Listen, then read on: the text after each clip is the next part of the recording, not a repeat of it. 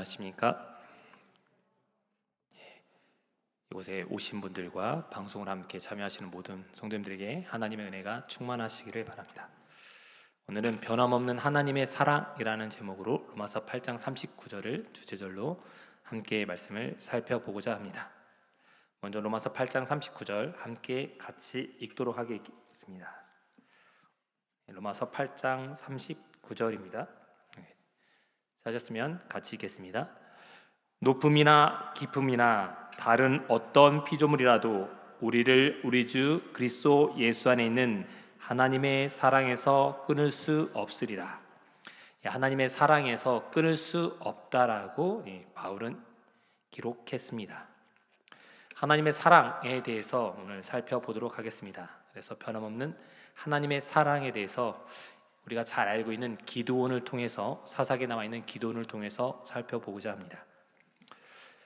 우리를 하나님의 사랑에서 끊을 수 없다라고 기록했습니다. 우리가 하나님의 사랑에서 끊어지지 않는다는 것입니다. 우리 스스로 끊는 것이 아니라 하나님이 끊지 않는다는 것입니다. 우리 스스로 끊어버릴지 몰라도 하나님은 결코 끊지 않으신다는 것입니다. 사사기는 지난번에 살펴본 것처럼 죄의 사이클대로 되어 있습니다. 그래서 타락과 진노, 그리고 다시 회개, 구원, 다시 안식, 다시 타락의 과정. 지난번에 제가 잘 알지 못하는 사사에 대해서 한번 여러분들한테 말씀드렸습니다. 그 사사 다음에 바로 나온 것이 잘 알고 있는 드보라와 발락입니다. 드보라와 발락에 대해서 이 이스라엘 구원하여서 너무 울리는 것 같습니다. 너무 다볼산에서 하나님의 놀라운 개입이 있었습니다. 그렇지만 그들은 이 승리를 잊고 나서 하나님에 대해서 잊어버렸습니다. 그래서 여기는 이렇게 얘기합니다. 여호와의 목전에 악을 행하였으므로 라고 이야기합니다. 사사기 6장은 이렇게 기록한 것입니다. 여호와의 목전에 악을 행하였다. 다시 돌아갔다는 것입니다. 하나님께서 이럴 때 그들을 위하여 사용하신 백성은 다름 아닌 가까운 사람들을 하나님께서 사용하셨습니다.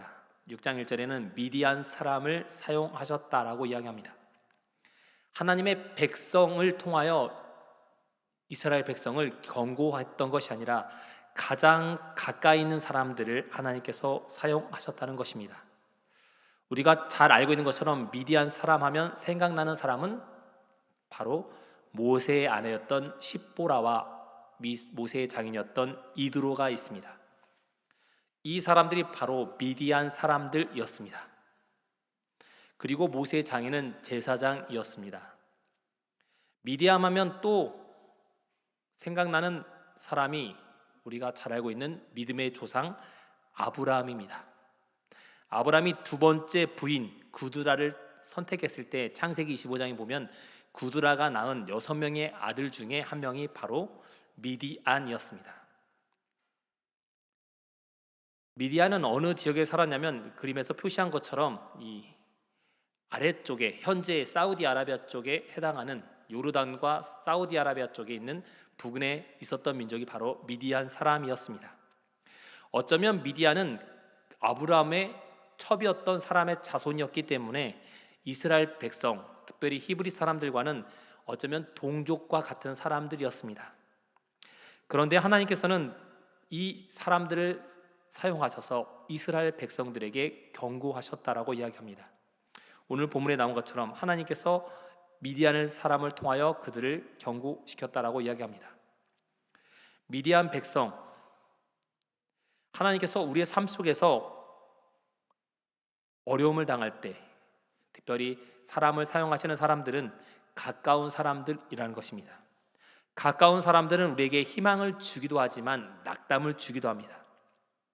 가까운 이웃이 우리에게 힘이 될 수도 있습니다. 하나님께서 우리에게 경고하시기 위해서 사용하시는 사람은 가장 가까이에 있는 사람일 수 있다는 것입니다. 우리의 삶이 온전치 못하면 하나님께 제대로 되어 있지 않는 사람들이 있다면 하나님께서 가까운 사람들을 사용하신다는 것입니다. 우리는 하나님께 온전히 붙어 있어야 합니다. 요한복음 15장 2절에는 내게 붙어 있어 열매를 맺지 아니하는 가지는 제거하여 버린다고 이야기합니다. 제가 20여 년 전에 군대에서 전역한 다음에 아버지가 돌아가신 지 3개월밖에 안 돼서 어머니한테 좀 곁에 있으면 좋겠다 생각해서 어머니 농사를 도와드린 적이 있습니다. 그리고 포도 농사를 지었기 때문에 포도 농사를 옆에서 도와드렸습니다. 이 포도나무가 정말 잘 열린 거 보고, 야, 내년에는 더 많이 열리겠지 했더니 저희 어머니가 몇 가지 가지를 쳐버리는 겁니다. 그리고 포도나무 가지가 열리지 않아서, 야, 쟤는 튼튼한데 가지가 안 열렸는데 내년에는 그래도 또 열리겠지 했더니 그 가지는 잘라버리는 겁니다. 왜 그러냐고 했더니 안 나온 가지는 내년에도 안 나오기 때문에 이 가지는 필요 없다는 것입니다. 필요 없는 가지, 열매를 맺지 않는 가지는 과감하게 없애버리는 것입니다. 하나님께 온전히 붙어있지 않는 이스라엘 백성들을 하나님께서 쓸어버리는 것이 당연한 이치였습니다. 그러나 우리가 잘 알고 있는 것처럼 사사기에 나와 있는 이스라엘 백성들은 죽지 않았습니다.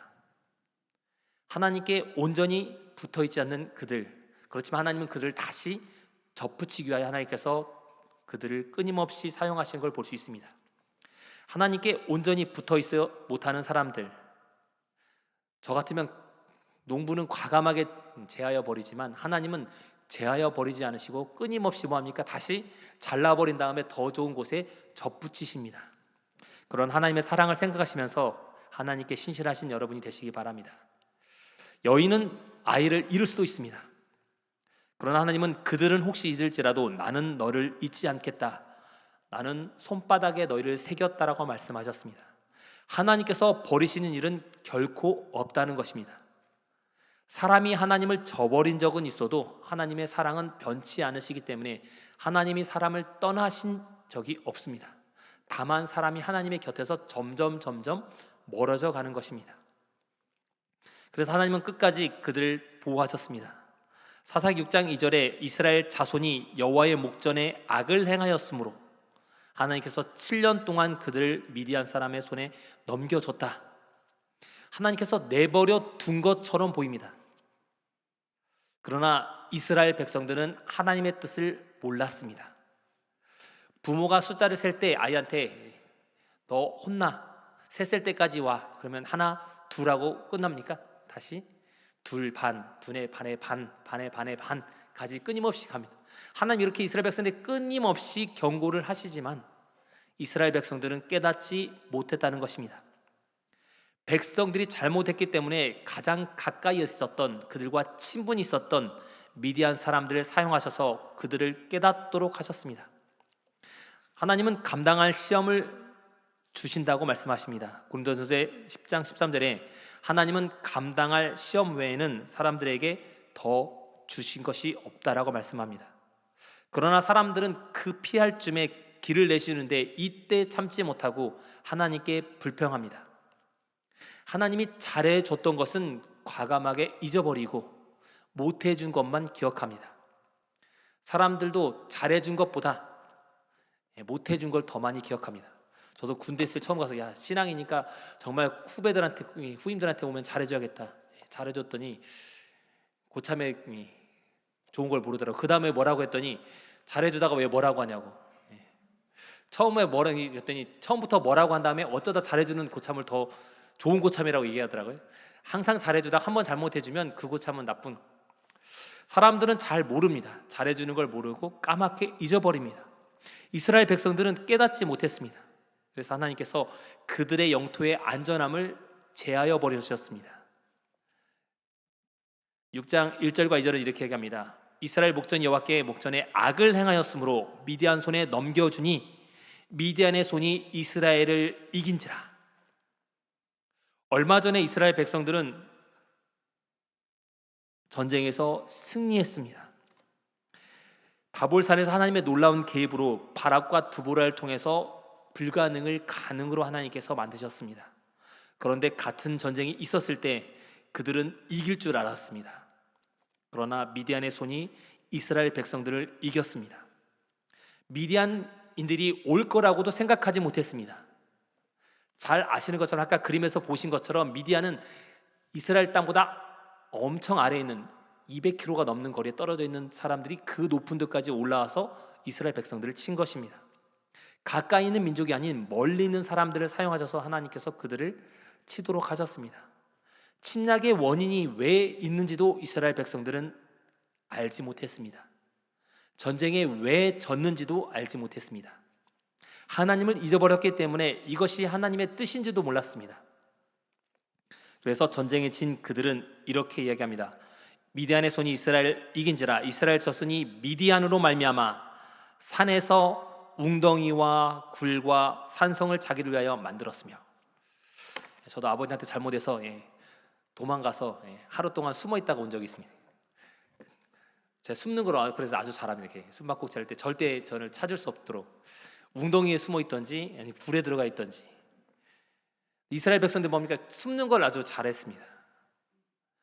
그래서 이스라엘 백성들은 특별히 석회석 성분이 있는 동굴들이 많아서 숨기가 아주 좋았다고 표현합니다. 그래서 이들이 카타쿰이라는 곳에서 숨어 있었던 이스라엘 백성들이 숨을 수 있었던 이유가 이렇게 굴들이 많이 있었기 때문입니다. 그래서 그들은 숨어 있었다라고 표현합니다. 산에서 그리고 웅덩이에서, 한마디로 깊은 구멍에서 그리고 굴에서, 사람들이 오지 않는 곳에서 꽁꽁 숨어서 아무도 찾지 못하게 한 것이었습니다. 그 이유는 자기들의 것들을 빼앗기기 때문이었습니다. 히브리서에는 믿음의 사람들에 대해서, 구약의 믿음의 사람들에 대해서 이렇게 표현합니다. 이런 사람은 세상이 감당하지 못하느니라 그들이 광야와 산과 동굴과 토굴에서 숨어 있었다라고 표현합니다. 핍박을 받은 사람들이 구약시대에 숨어 있었다고 표현합니다.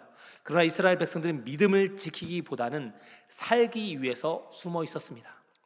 믿음의 사람들이 아닌 믿음이 없는 사람들도 동굴에 숨어 있었습니다. 인적이 드문 곳, 이곳은 사람들이 잘 오지 않는 곳, 동굴은 사람들이 설마 이곳에 살까 하고 생각했던 그런 곳에서 숨어 있었습니다. 그리고 이런 곳은 반대편에서 오는 사람들을 잘 방어할 수 있는 곳이었습니다.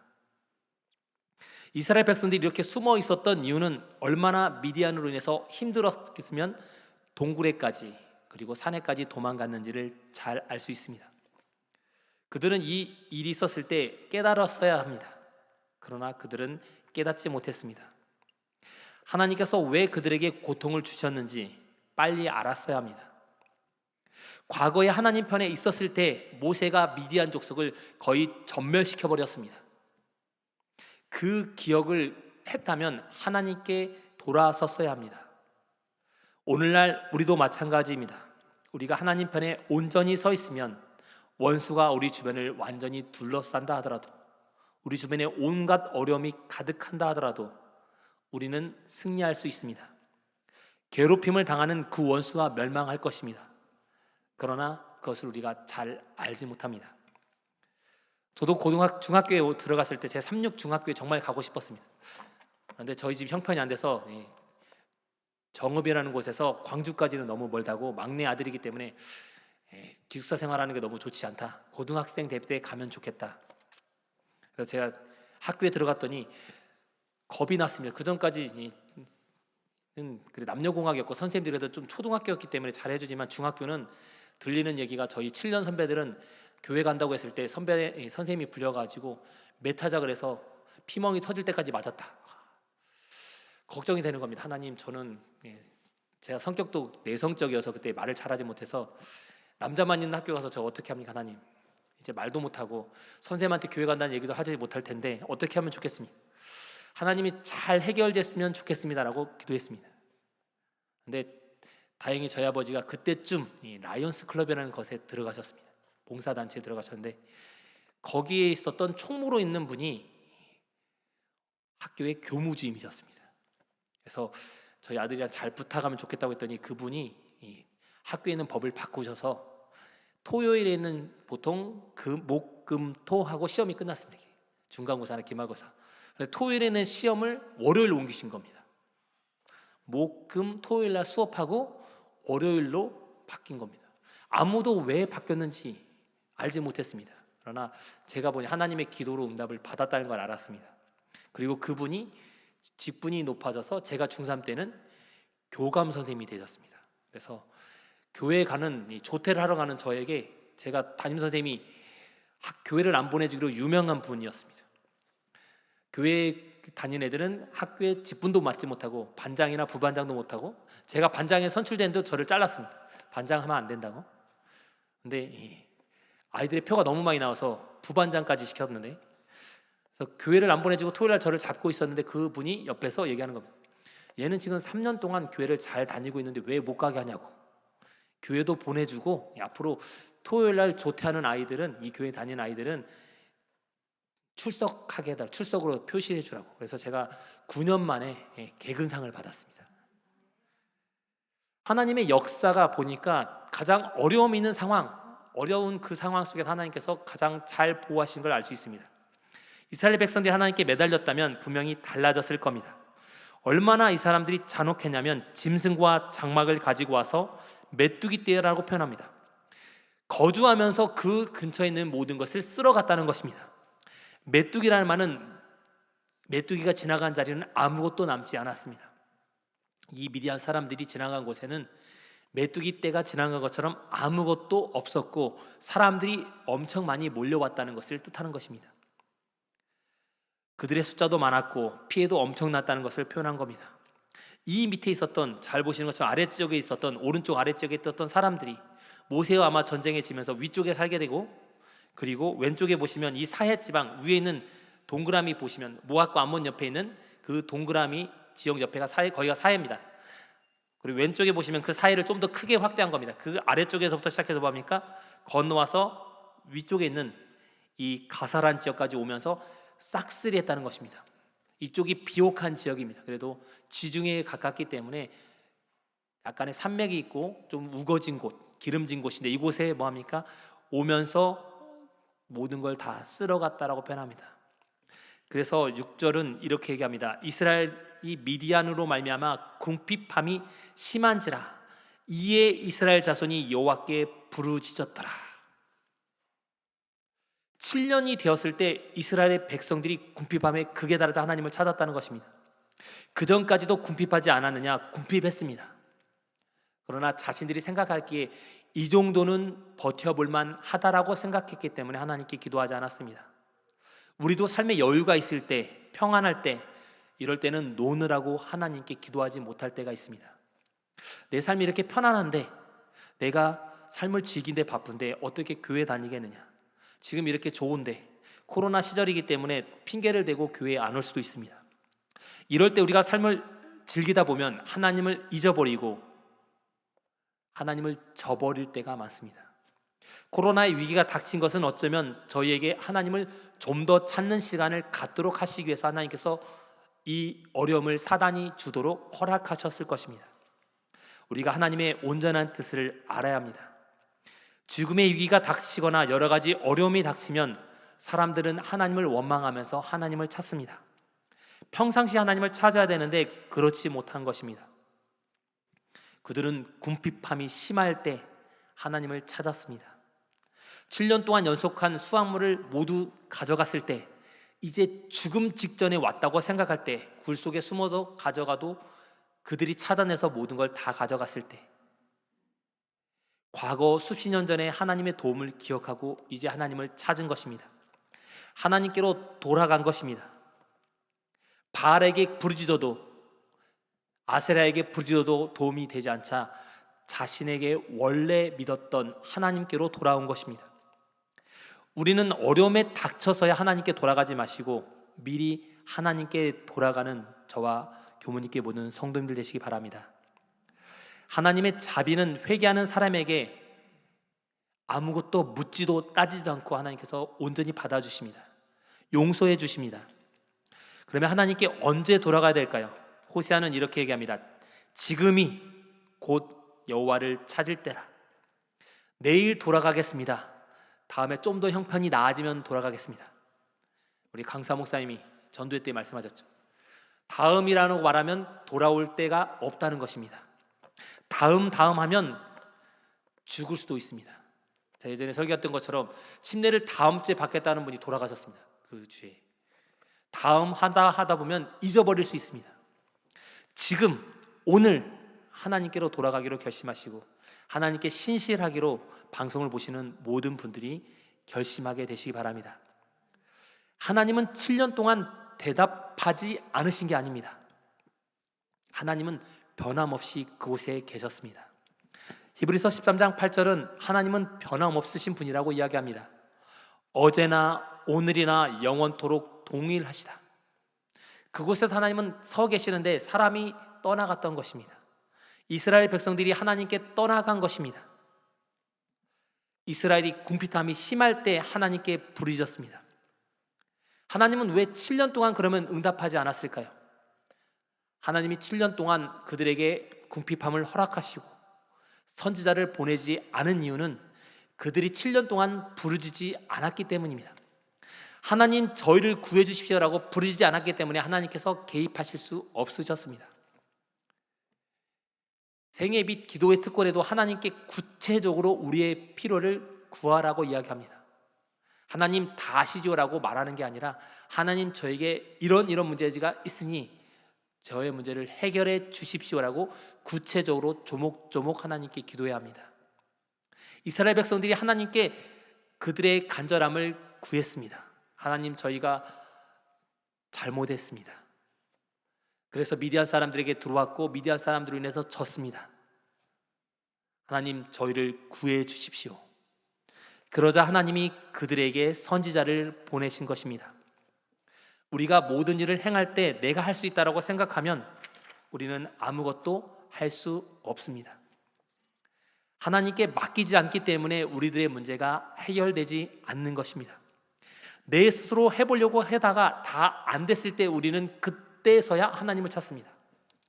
병이 들었을 때도 하나님을 찾기보다는 먼저 온갖 것을 내가 아는 지식들을 모든 것 다 해보다가 안 되면 하나님께 기도합니다.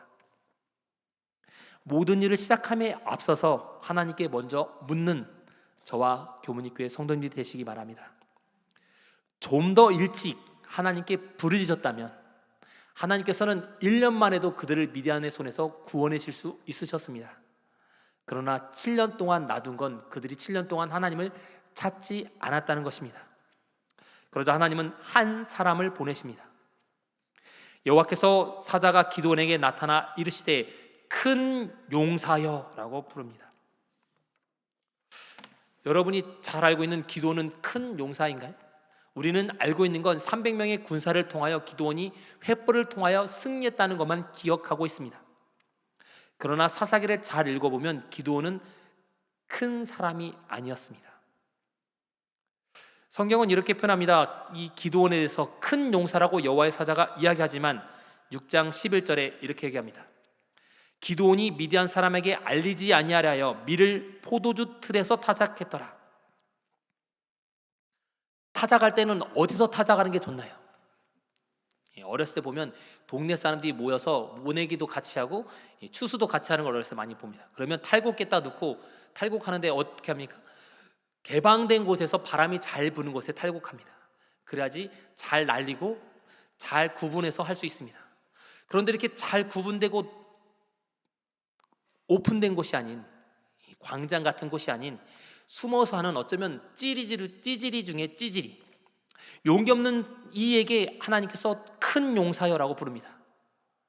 큰 용사여라고 말하는 것보다는 겁쟁이야 라고 부르는 게 맞았습니다. 그런데 이 겁쟁이를 가리켜서 작은 용사여라도 부르지 않고 큰 용사여라고 부르는 것입니다.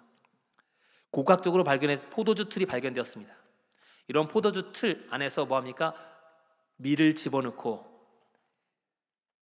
타작하는 것입니다. 그러면 많은 양을 타작한 게 아니라 반경 범위가 적기 때문에 이 틀 안에서 사람의 범위 안에서 할 수 있는 범위, 포도주 틀이 크지 않아서 작은 포도주 틀, 어쩌면 포도주 틀이 크지만 커봤자 얼마나 크지 않습니다. 그래서 할 수 있는 양은 작은 양만을 타작했던 것이 걸리지 않으려고 뺏길까봐 그것도 밤에 몰래 포도주 틀에서 타작하는 그 사람을 가리켜서 하나님은 큰 용사여라고 부르신 것입니다. 하나님은 그 사람의 믿음을 보시고 역량을 보시고 하나님께서 부르십니다. 그러나 사람들은 그 사람의 겉모습을 보고 판단합니다. 우리도 하나님의 우리를 보시고 큰 용사여라고 지금도 우리를 보고 하나님께서는 부르십니다. 그 하나님께 응답하시는 하나님의 부르심에 응답하시는 저와 성도님이 되시기 바랍니다.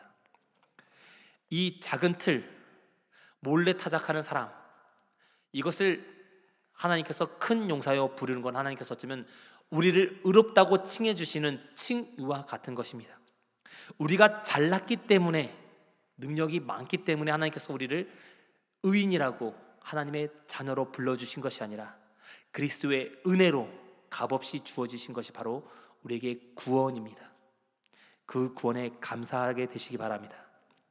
그런 저희들에게 하나님께서는 큰 용사여라고 지금도 부르십니다. 너는 큰 용사다. 그러나 기도는 하나님께서 큰 용사로 부르셨다면 당연히 하나님, 제가 그것을 감당하겠습니다라고 대답하는 것이 맞습니다. 그러나 수많은 사람들은, 저희들은 그렇지 못합니다. 하나님께 기도는 이렇게 대답합니다. 저는 작은 사람입니다. 내 아버지 중에 가장 작은 사람입니다. 그리고 이렇게 겁이 많아서 이렇게 지금 몰래 타작하고 있습니다. 하나님께서는 이 작은 사람을 불러서 큰 용사여라고 부릅니다. 그런데 이 기도원의 대답은 어쩌면 개인의 대답이 아니었습니다. 잘 살펴보시면 이스라엘의 대답이 바로 기도원의 대답과 같습니다. 하나님, 저희는 너무 연약합니다. 저희는 미디안 사람을 이길 수 없습니다 라고 대답하는 것과 같은 것이었습니다. 기도원이 대답한 것처럼 보이지만 이스라엘의 현재 믿음 상태가 바로 기도원의 믿음 상태였습니다. 우리들 곁에는 하나님이 계십니다. 그러나 우리는 축 처져 있습니다. 우리가 당당해야 합니다. 그러자 하나님께서 기도원에게 큰 용사여, 여호와께서 너와 함께 계시도다. 여호수아에게 이렇게 합니다. 여호수아 6장 27절에 보면 하나님께서 이렇게 말씀하셨습니다. 여호수아와 함께 하시니 그 소문이 온 동네에 퍼져서 상천하지에 계신 하나님이라고 주변 사람들이 벌벌 떨었던 게 바로 이 가나안 땅에 들어오는 과정 속에 일어난 기적이었습니다. 하나님께서 함께 하겠다고, 여호수아와 함께 하셨던 하나님께서 이제 기드온과 함께 하시겠다고 당당하게 말씀하십니다. 그러면 우리는 하나님께 감사하고 하나님 감내하겠습니다라고 대답해야 합니다. 그러나 하나님이 저희 옆에 계신데에 불구하고 우리는 축 처져 있어서는 안 될 것입니다. 우리도 이제 당당하고 이웃의 앞에 당당하고 하나님 앞에 당당한 재림 신자들이 되시기 바랍니다. 그러면 하나님께서 기도원의 대답, 그러나 기도는 연약한 대답을 계속합니다. 우리의 모습과 같은 모습입니다. 기도원처럼 하나님께 함께 하시겠다고 보증을 섰을 때에도 연약한 모습을 보이기보다는 하나님께 담대히 나가게 되시기 바랍니다. 이렇게 됐을 때 하나님께서 이제 그들에게 백성을 모으라고 얘기합니다. 하나님은 변함없습니다. 그러나 보시면 하나님께서 빼기를 하는 것을 볼 수 있습니다. 사사기 7장 1절에 보면 여룻바알이라는 이름이 나옵니다. 기도원의 이름이 바알을 부수는 자, 바알을 무너뜨리는 자의 이름이 여룻바알입니다. 몰래, 그것도 아버지 몰래, 밤에 몰래 이 바알을 부숴버리는 일을 이 기도원이 하게 됩니다. 그래서 별명을 여룻바알이라는 별명을 받습니다. 6장 34절에 보면 여호와의 영이 기드온에게 임하니, 여호와의 영이 임했기 때문에 달라져서 수많은 사람들이 구름대처럼 기드온에게 몰려들기 시작합니다. 기드온이 바알을 무너뜨렸는데 죽지 않고 살아있는 것을 보고 사람들이 하나님이 함께 하심을 깨닫고 사람들이 달라졌습니다. 여룻바알이 드디어 하나님의 뜻에 섰다. 사람들이 모인 것입니다. 7장 2절은 이렇게 얘기합니다. 여호와께서 그 모인 사람들을 보시고 기드온에게 이르시되 너를 따르는 백성이 너무 많다. 내가 그들의 손에 미디안 사람을 넘겨주지 아니하리니 이는 이스라엘이 나를 거스려 스스로 자랑하기를 내 손이 나를 구원하였다 할까 함이니라. 지금 미디안 사람은 얼마나 모였을까요? 그러면 이스라엘에 모인 사람이 더 많았기 때문에 하나님께서 모이지 말라고 했을까요? 집에 돌아가라고 말했을까요? 하나님이 빼게 하시는 이유를 살펴보면 좀 이해하지 못할 수 있습니다. 사사기 7장 3절에 보면 2만 2천 명, 남은 자가 1만 명, 원래 모였던 사람이 3만 2천 명인 걸 볼 수 있습니다. 기드온이 전쟁하러 나가자 하나님께서 우리와 함께 하신다라고 했을 때 모인 사람이 3만 2천 명이었습니다. 사사기 8장 10절은 12만 명이 죽었고 남은 자가 15,000명이라고 표현했을 때 보면 미디안 사람이 원래 모인 사람은 13만 5천 명입니다. 몇 대 몇인가요? 적어도 4대 1입니다. 4대 1은 한번 해볼 만할까요? 해볼 만합니다. 좀 힘이 센 사람이 있거나 하면 해볼 만합니다. 그래서 기도는 해볼 만하다고 생각했습니다. 이 정도 숫자면 그래도 전쟁에서 해볼 만하겠다. 그런데 하나님께서 뭐합니까? 사람이 너무 많다. 저 같으면 그렇게 대답했어요. 하나님, 지금 이 숫자도 거의 바둥바둥한데 저보고 지금 전쟁을 하라는 겁니까? 말라는 겁니까?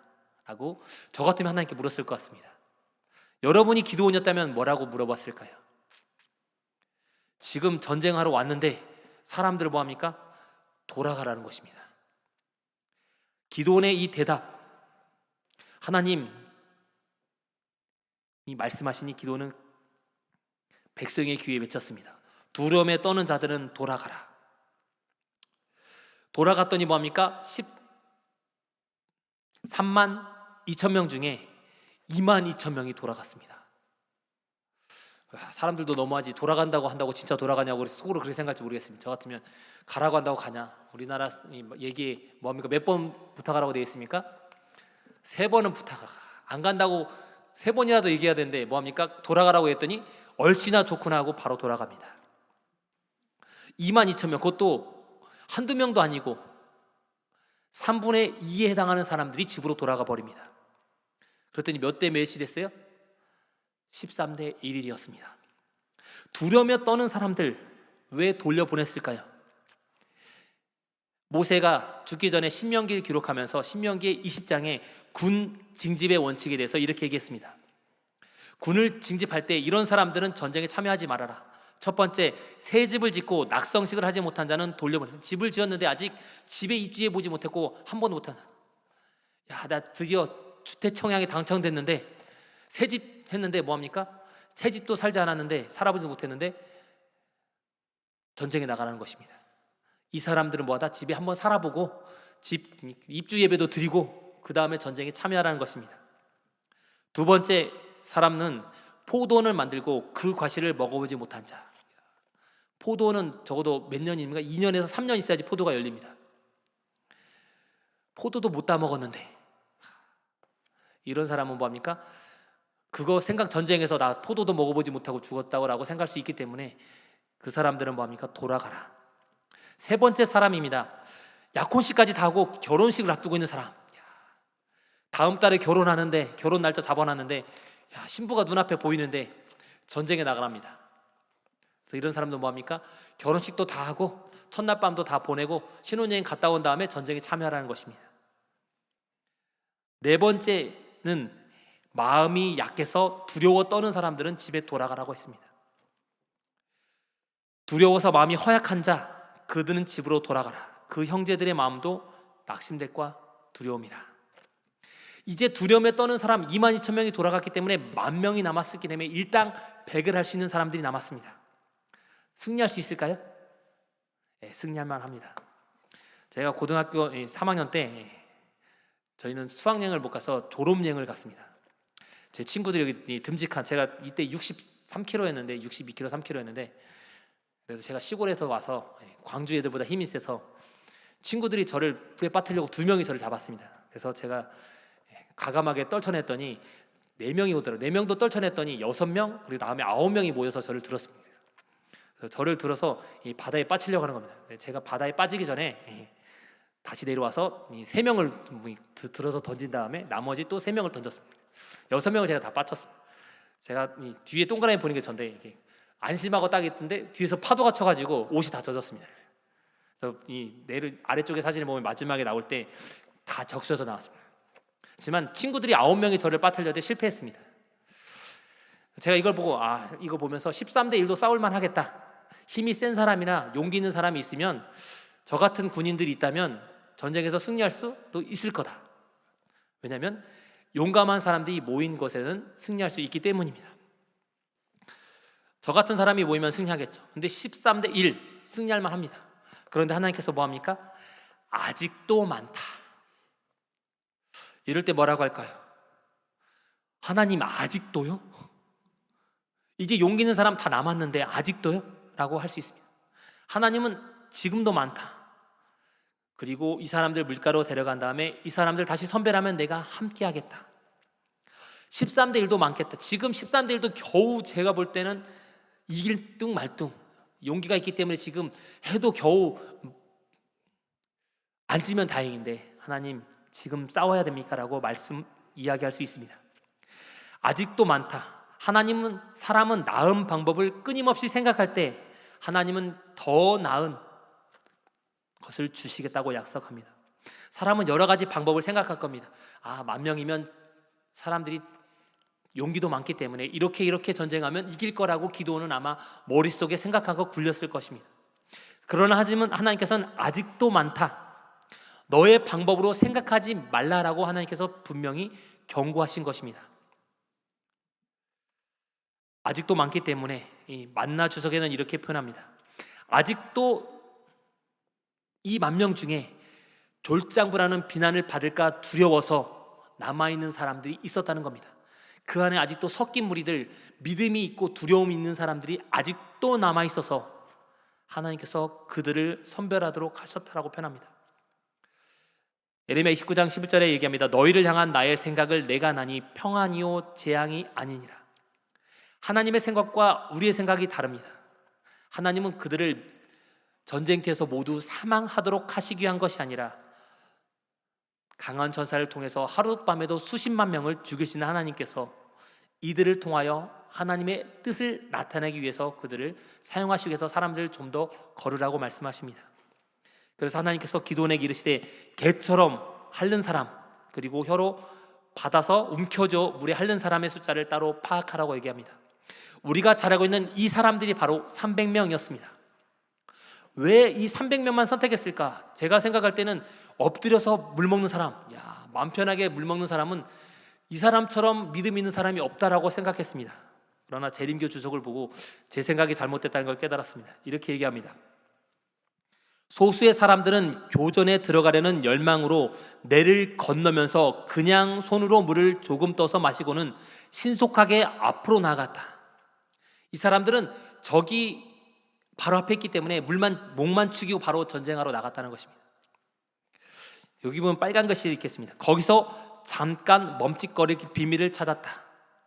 엎드려서 먹은 그 사람들은 여기서 시간을 좀 더 벌어서 이렇게 말하면 좀 더 시간이 지체되겠지, 전쟁을 안 하겠지라고 안심하고 있었던 사람, 느긋하게 앉아서 무릎 꿇어서 먹은 사람들, 그 사람들을 하나님께서 사용하실 수 없었던 것입니다.